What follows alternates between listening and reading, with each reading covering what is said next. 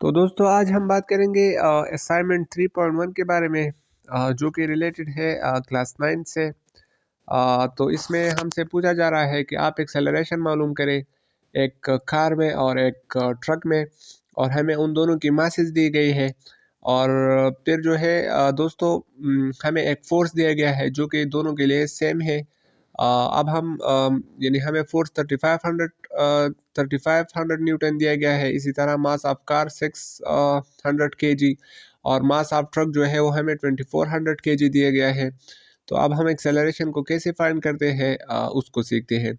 तो हमने given data लिखी हुई है, मास ऑफ ट्रक लिखा हुआ है जो कि हम एम टी पर डिनोट करते हैं। इसी तरह मास ऑफ कार लिखा हुआ है जिसको हमने एम सी पर डिनोट किया हुआ है। इसी तरह हमने वो फोर्स लिखी हुई है। तो रिक्वायर्ड डेटा में अब हम मालूम करेंगे एक्सेलरेशन इन ट्रक को, जो कि हम ए टी पर डिनोट करते हैं, और इसी तरह एक्सेलरेशन इन कार को जो कोई हम ए सी पर डिनोट करते हैं। तो पहले हम एक्सेलरेशन इन ट्रक को मालूम करेंगे और इसके बाद एक्सेलरेशन इन कार को मालूम करेंगे। तो एक्सेलरेशन इन ट्रक को मालूम करने का तरीका ये है कि न्यूटन सेकंड लॉ से हमें मालूम है कि एम एफ जो है वो बराबर होता है एम ए के। तो अब हमने एम की जगह एम टी लिखा है, इसलिए कि हम ट्रक में हम यहाँ पर ट्रक के मास को फुट करेंगे। और इसी तरह ए टी का मतलब ये है कि एक्सेलरेशन इन ट्रक, यानी हम एक फेल एक्सेलरेशन इन ट्रक को मालूम कर रहे हैं। तो इस इक्वेशन को हम रीअरेंज करते हैं।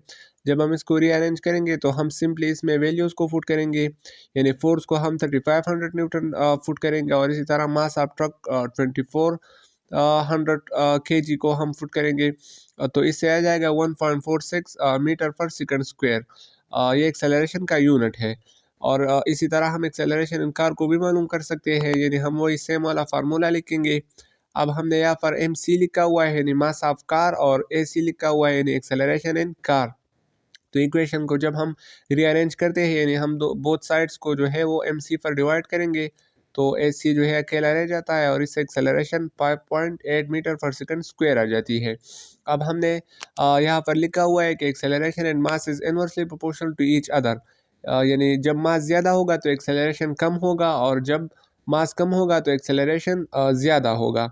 पहले केस में जो है मास, इन केस ऑफ ट्रक जो है मास ज़्यादा था तो एक्सेलरेशन जो है वो कम थी। 1.46 मीटर पर सेकंड स्क्वायर जो है उससे आंसर आया था। और दूसरे केस में जो है मास कम था तो एक्सेलरेशन ज़्यादा थी। तो इसको हम इस तरह सीख सकते हैं।